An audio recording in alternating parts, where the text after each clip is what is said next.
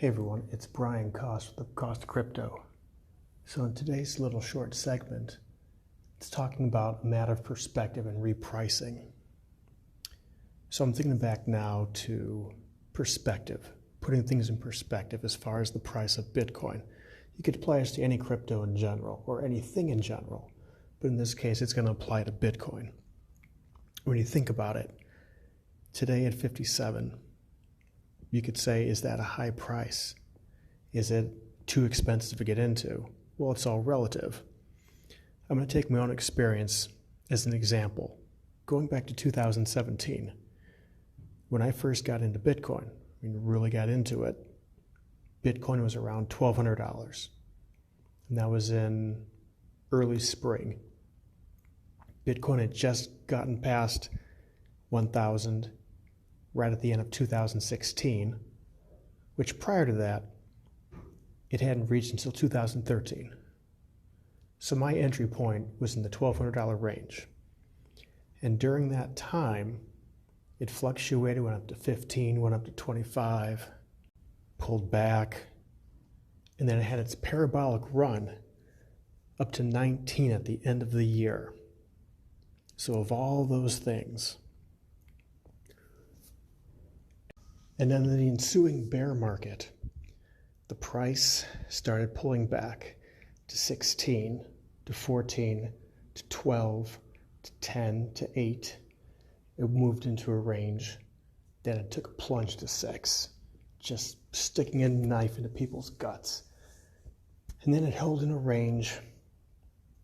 And then you had that drive-by shooting that knocked it down to 5. I think it went down as far as 3. If I remember correctly.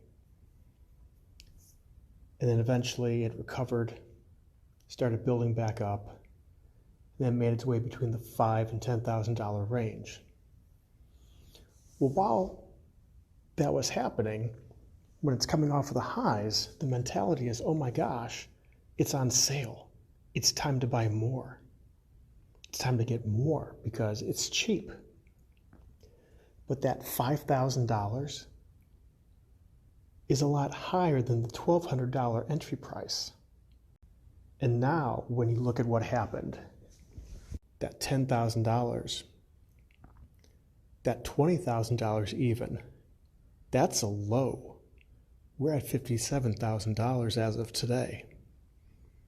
So what we have is a situation where I have to reframe myself and go, okay, is 57 too much? Should I keep adding? The answer is yes, because this has a ways to go. But today's 57 was yesterday's 20. In the bear market, $5,000 was like that $1,200 or even lower. Technically, the bear market between 2013 and 2016-17 was in the $300 range. And in the next bull run, what could happen when this bull market cycle peters out? 75,000 could end up being the next 5,000. That 5,000 was the next 300. That 300 was the last $20. That $20 was the last $2. And subsequently for the highs, whatever the cycle comes out to, 100,000, 200,000, that could be the new 19,000. And 19,000 was the new 1,000. 1,000 was the new 100. The 100 was the new 10. The 10 was the new $1. The $1 is the new high for people who are just playing around with it. That's all a matter of perspective and entry point of when you got into the space. But right now, we're in a situation where the adoption is picking up. The amount where large quantity purchases is happening is picking up. You have public companies, you have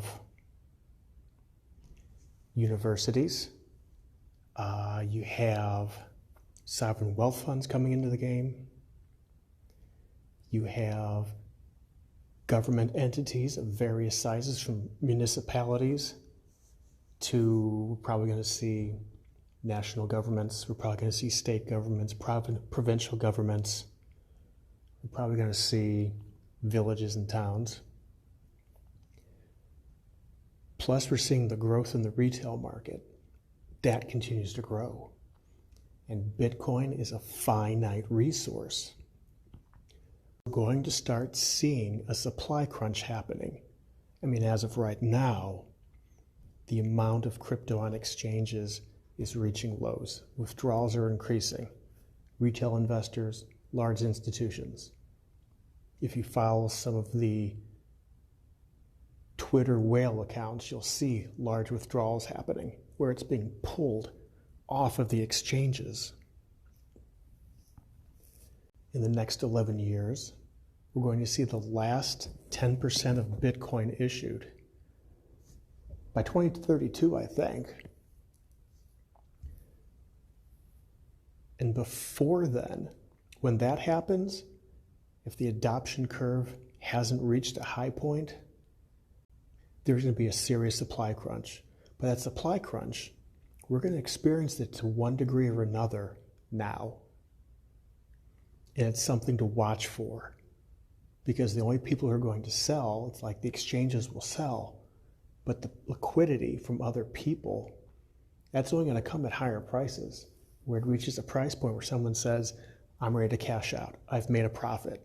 It's worthwhile for me to take something off the table, or it's worthwhile for me to sell some of this because there's something from it I want to get. I want to get something else. A car, a house, pay off debts, whatever it is. So, depending on when you've jumped into the space, remember to keep your mind flexible. When you fall into a market cycle, a bull and a bear, you're going to have that bias sort of set in that has your mind pricing things as far as relativity of what is expensive and what is cheap for the price of Bitcoin per fiat currency. But when you go through a full cycle and enter a new bull and bear cycle, those numbers are going to change. And it's in that case you need to remember to keep your mind flexible, that everything is relative to the adoption and to the supply crunch. So that wraps up the thoughts I had in my mind today. Thank you for listening. You can follow the Cost of Crypto podcast on Spotify, on Google Radio, or go to Anchor FM. You can also go to TINYCRYPTOBLOG.com where it's posted. These videos will also be posted on YouTube, Brighteon, BitChute, and Odyssey. You can also follow along and be notified of new posts on Minds and Twitter. And if you have any questions or want to hit me up, you can reach me at hello@tinycryptoblog.com. And with that, be well, everyone. Talk to you soon.